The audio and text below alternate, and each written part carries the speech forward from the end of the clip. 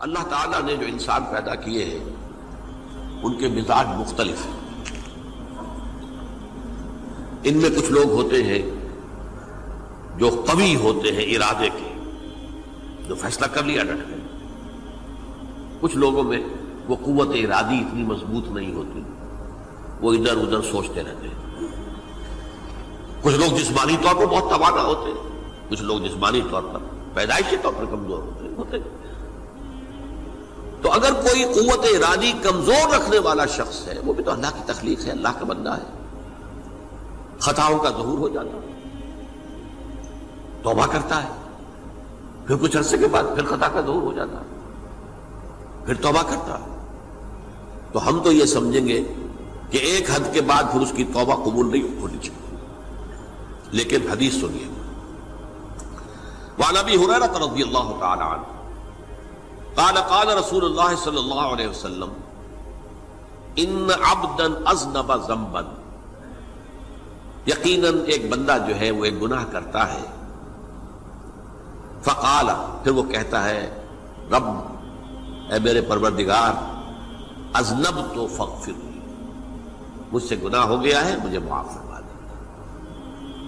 فقال ربہ، تو پروردگار یہ کہتا ہے اعلم عبدی ان لہ ربا یغفر الذنب ویاخذ بہ، میرا یہ بندہ یہ جانتا ہے کہ اس کا ایک رب ہے جو گناہ معاف بھی کر سکتا ہے اور سزا دے بھی سکتا ہے. کیا معنی ہوئے؟ گناہ اس نے کیا ہے لیکن جانتا ہے اللہ کو کہ وہ معاف بھی فرما سکتا ہے، تبھی تو وہ اللہ سے معافی کی درخواست کر رہا ہے. اس کے اس جاننے کی بنیاد پر، اس کے اس علم کی بنیاد پر، اس کے اس ایمان کی بنیاد پر فرمایا غفرت لعبدی، میں نے اپنے بندے کو معاف کر دیا. ثم مکث ما شاء اللہ، پھر وقت گزرا جتنا کہ اللہ نے چاہا. ثم اذنب ذنبا، پھر اس سے گناہ ہو گیا. فقال رب اذنبت ذنبا فاغفر، پھر کہتا ہے پروردگار مجھ سے گناہ ہو گیا، پھر مجھے معاف فرما دے. فقال ربہ، اللہ فرماتا ہے عالم عبدی ان لہ ربا یغفر الذنب ویاخذ بہ، میرا بندہ ہے نا جو جانتا ہے کہ اس کا ایک رب ہے، ایمان باللہ اس کے اندر ہے، تبھی تو پکار رہا ہے. اور یہ بھی جانتا ہے کہ وہ گناہ معاف بھی کر سکتا ہے اور چاہے تو پکڑ بھی سکتا ہے، سزا بھی دے سکتا ہے. تو فرمایا، اللہ تعالیٰ فرماتے ہیں میں نے فرمایا کہ میں نے معاف کر دیا. ثم مکث ما شاء اللہ، پھر ایک عرصہ گزرا اس کے بعد. ثم اذنب ذنبا، پھر اس نے گناہ کیا. قال رب اذنبت ذنبا آخر، اس نے کہا پروردگار میں نے تو پھر ایک اور گناہ کر دیا، فاغفر لی، مجھے بخش دے. فقال اعلم عبدی ان لہ ربا یغفر الذنب ویاخذ بہ، میرا بندہ جانتا ہے نا کہ اس کا ایک رب ہے جسے وہ پکار رہا ہے، کیوں وہ جانتا ہے کہ اسے اختیار حاصل ہے کہ چاہے تو بخش دے اور چاہے تو پکڑ لے. اس کے اس علم، اس ایمان کی بنیاد پر میں نے اسے معاف کر دیا. ایک اور حدیث، میں نے چونکہ اس گفتگو کے لیے ان احادیث کا تفحص کیا ہے، یہ تو بہت ہیں حدیثیں، میں نے ان میں سے کچھ چنی ہیں. ہمارے بعض واعظ ناصح وہ بھی کسی شخص کو روکتے رہے، برائیوں سے روکتے رہے، نہیں رکتا، تو کہیں غصے میں آ کے اللہ تجھے کبھی معاف نہیں کرے گا. یہ کتنا بڑا جرم ہے، اس کا اندازہ کیجئے اس حدیث سے. تو میرے بندے کو میری رحمت سے مایوس کر رہے ہیں، کتنا بڑا جرم ہے، اس کا اندازہ کیجئے. یہ مسلم شریف کی روایت ہے عن جندب، حضرت جندب رضی اللہ تعالی عنہ سے، ان رسول اللہ صلی اللہ علیہ وسلم حدث، کہ اللہ کے رسول صلی اللہ علیہ وسلم نے ایک واقعہ بیان کیا. ان رجلا قال، کہ ایک شخص نے یہ کہا واللہ لا یغفر اللہ لفلان، کہ خدا کی قسم اللہ تعالیٰ فلاں شخص کو کبھی معاف نہیں کرے گا.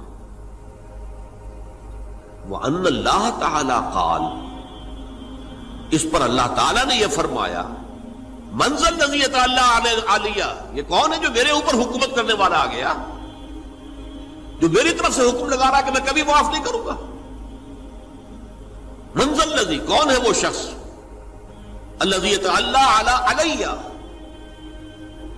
انی لا اغفر لفلان، کہ میں فلاں شخص کو کبھی معاف نہیں کروں گا، قد غفرت لفلان، اس کو تو میں نے معاف کر دیا، واحبطت عملہ، اس شخص کے تمام اعمال میں نے ضائع کر دیے کہ تم نے میرے بندے کو مایوس کیا۔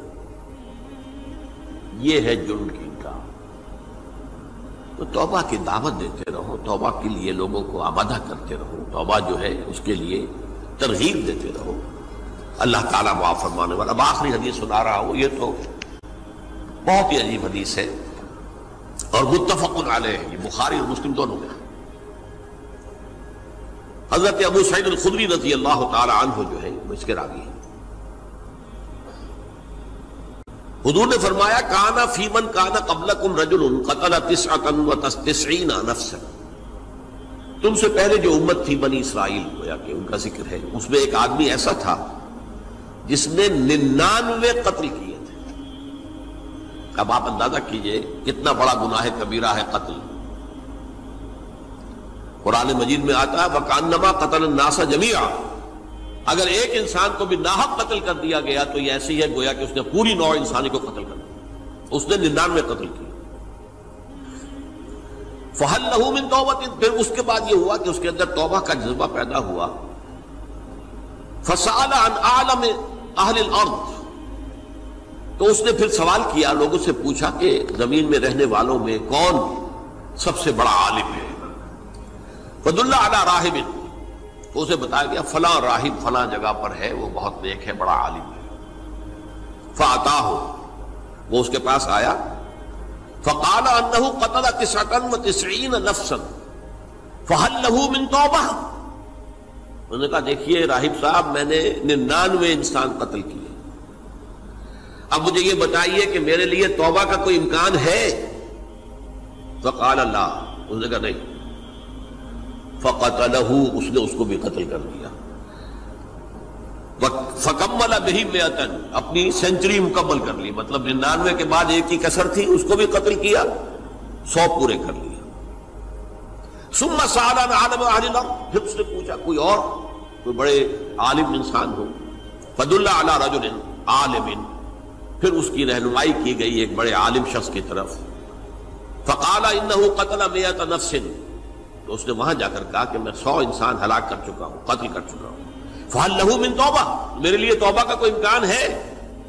فَقَالَ نَعَمْ، کہا کیوں نہیں، 100 قتل کیے تب بھی کیا ہے، توبہ کا راستہ دروازہ کھلا ہوا، مَا لَمْ يُغَرْغِرْ، جب تک کہ وہ گھنگرو نہیں بج رہا اس وقت تک تمہارے توبہ کا دروازہ کھلا ہوا ہے۔ فرمایا نعم، وَمَن يَحُولُ بَيْنَهُ وَبَيْنَ التَّوْبَةِ، تمہاری توبہ کے درمیان اور تمہارے درمیان کون حائل ہو سکتا ہے، توبہ کا دروازہ کھلا ہے۔ لیکن ساتھ ہی کہا انطلق الی ارض کذا و کذا، اب تم ایسے کرو جہاں تم رہتے ہو وہاں نہ جاؤ واپس، وہاں کا ماحول اچھا نہیں ہے، معاشرہ اچھا نہیں ہے، ہو سکتا ہے کہ تم توبہ پر قائم نہ رہ سکو، تم فلاں جگہ چلے جاؤ، وہاں اچھے لوگ آباد ہیں، ان میں جا کر رہو۔ فإن بها اناس یعبدون اللہ تعالی، وہاں ایسے لوگ آباد ہیں جو اللہ کی بندگی کرتے ہیں۔ فاعبد اللہ معہم، تو تم ان کے ساتھ مل کر اللہ کی بندگی اور پرستش کرو۔ ولا ترجع الی ارضک، اپنی زمین کی طرف اپنے وطن میں واپس بن جاؤ۔ فإنها ارض سوء، وہ بری جگہ ہے۔ فانطلقا، تو وہ چل پڑا، ہجرت کر رہا ہے، اس جگہ جا رہا ہے جہاں کا راہب نے بتایا تھا۔ حتی اذا نصف الطریق، جب آدھا راستہ اس نے پورا کر لیا، اتاہ الموت، موت آ گئی۔ فاختصمت فیہ ملائکۃ الرحمت و ملائکۃ العذاب، اب وہ جہنم کے فرشتے بھی آ گئے اس کی جان قبض کرنے کو، اور جنت کے بھی آ گئے۔ فقالت ملائکۃ الرحمہ، رحمت والے جو فرشتے ہیں جنت والے، انہوں نے کہا جا تائبا مقبلا بقلبہ اللہ تعالی، یہ شخص توبہ کر کے اللہ تعالیٰ کی طرف ہجرت کر رہا تھا، اس لیے اس کی نیت کی بنیاد پر اب یہ جنتی ہے، لہذا اس کی روح ہم قبض کریں۔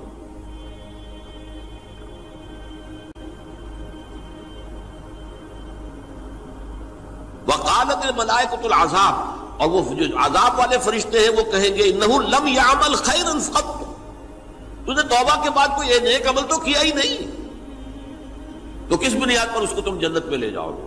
اس کو تو دوزخ میں جانا چاہیے۔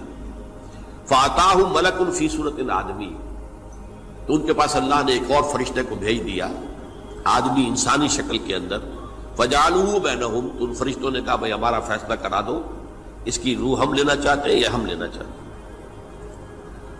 انہیں حکم بنا لیا۔ فقال قیسوا ما بین الارضین فإلی ایتہما کان اقرب، کہ تم فاصلہ ناپ لو جہاں سے وہ چلا ہے اور جہاں جا رہا تھا اور یہاں اس کی موت ہو رہی ہے، تو کون سا فاصلہ زیادہ ہے؟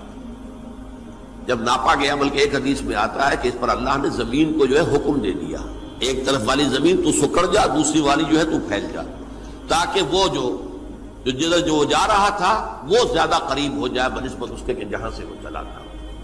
تو اس فیصلے پر پھر جو فرشتے تھے، جو کہ رحمت کے فرشتے تھے، وہ اس بندے کو لے گئے جنت کے اندر۔ یہ ہے توبہ کی عظمت اور اس کی تاثیر۔